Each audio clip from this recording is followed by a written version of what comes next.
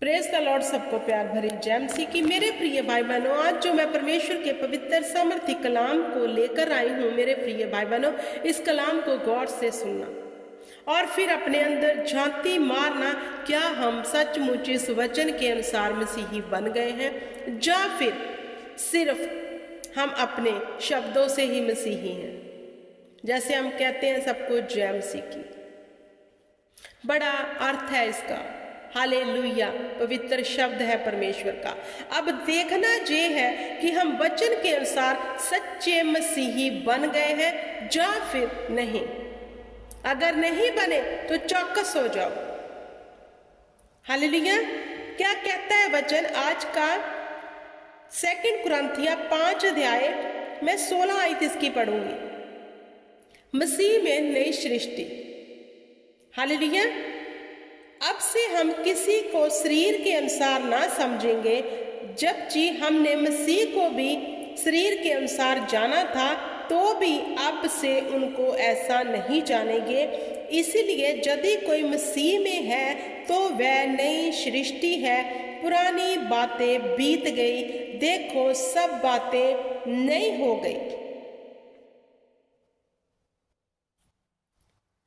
अब मेरे प्रिय भाई बहनों, इस वचन का अर्थ क्या है?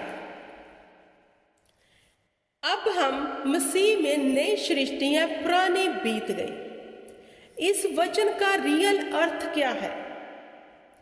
पहले हम सत्य को नहीं जानते थे। जब हम नई सृष्टि बन गए, हमने सत्य को जान लिया कि परमेश्वर कौन है।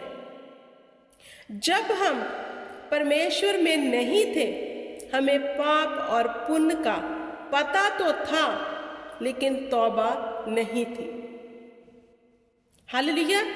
जब हम पहले परमेश्वर में नहीं आए थे, तब पाप में थे, सब बातों पे फेथ करते थे, सब वहम भरम में रहते थे।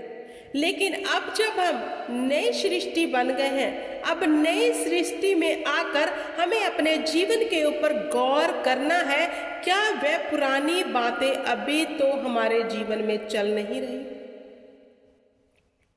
अब देखना है, क्योंकि पहले हम क्या करते थे, अब मसीह में आकर क्या हम फिर से वही चीजों पे फेथ करते हैं, तो हम नई सृष्टि नहीं बने। नई सृष्टि बनने का क्या मतलब है?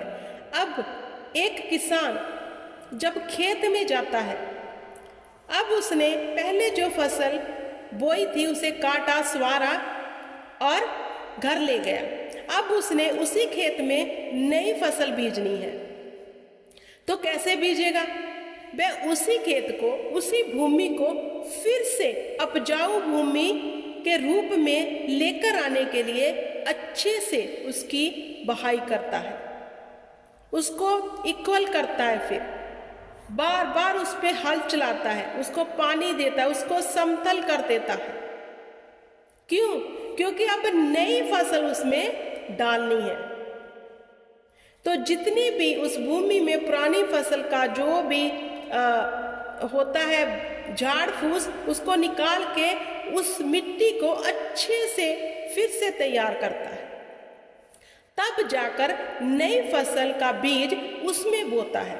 ऐसे ही वो ऐसे नहीं कि पहली फसल काटी और उसी के ऊपर नया बीज डाल देता है, ऐसा कभी नहीं करता। आप सब जानते होंगे, पंजाब में जो रहते हैं उन्हें पता है खेती के बारे में, कैसे खेती होती है। हालेलुया। तो मेरे प्रिय भाई बहनों, अब हमने इस हृदय में, इस शरीर में जब नया बीज डालना है, तो पुराना रिमूव करना पड़ेगा। इस वचन का यही अर्थ है। अब हम मसीह में नई सृष्टि हैं, पुरानी सब बातें जाती रही, अब हम मसीह में नए बन गए हैं। लेकिन ये वचन तो बहुत सुना है, पढ़ा है, लेकिन क्या कभी अकेले में बैठकर ये गौर किया है कि आप नई सृष्टि बन गए हो या फिर नहीं?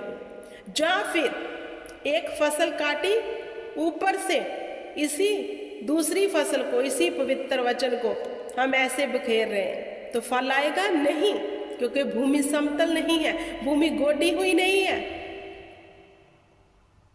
हालेलुया। पवित्र परमेश्वर है, पवित्र बनना है, पाप से दूर रहना है। प्रभु यीशु मसीह ने कहा, जैसा मेरा स्वभाव वैसा तुम्हारा स्वभाव हो जाना चाहिए। लेकिन क्या मसीहत नई सृष्टि बन गई है या फिर नहीं? या फिर पुरानी वही बातें, गाली गलोच, निंदा, चुगली, हेरा फेरी, दोष लगाना, हर तरह के वह बुरे काम करना, कहने को तो मसीह में है, जय मसीह की भी बुलाते हैं, लेकिन वह काम वही है उनके जो पहले थे। हालेलुया। आप चर्च में जाते हो, वचन सुनते हो, हालेलुया, वहां जाकर बड़े हालेलुया के नारे लगा रहे हो, वर्शिप कर रहे हो, लेकिन क्या परमेश्वर इन बातों से ही प्रसन्न हो जाएगा? नहीं। जब तक हम नई सृष्टि नहीं बनते तब तक परमेश्वर का आत्मा हमारे जीवन में काम नहीं करेगा। इसलिए बहुत से मसीह लोग दुविधा में हैं, परेशान हैं, क्योंकि वह दुखी हैं, क्योंकि अपनी उस भूमि को उसने नई बनाया ही नहीं। नया किसने बनाना है? प्रभु यीशु मसीह ने क्रूस के ऊपर हमारे लिए सब कुछ पूरा कर दिया।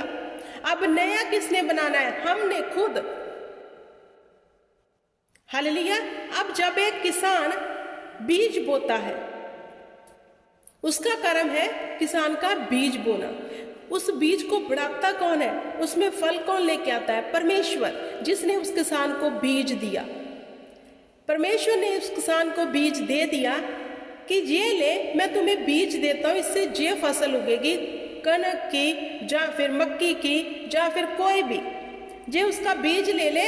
अब तू इसे अच्छी भूमि में बीज दे और इसकी लुक आफ्टर कर, इसकी प्रतिपाल कर।